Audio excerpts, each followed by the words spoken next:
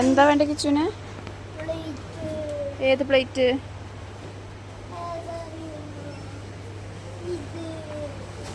അപ്പൊ കിച്ചുന് വീട്ടില് പ്ലേറ്റ് ഇല്ലേ?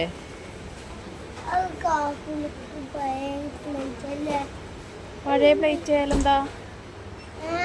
പഴയ പ്ലേറ്റ് മതി, പുതിയ പ്ലേറ്റ് വേണ്ട.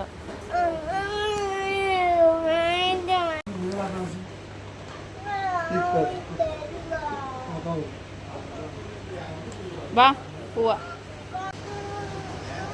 നമുക്ക് മുട്ടായി വാങ്ങാം. വാ. അത് കിച്ചു കരയ നോക്കട്ടെ. വാ, മുട്ടായി വാങ്ങിത്തരാം. വാ.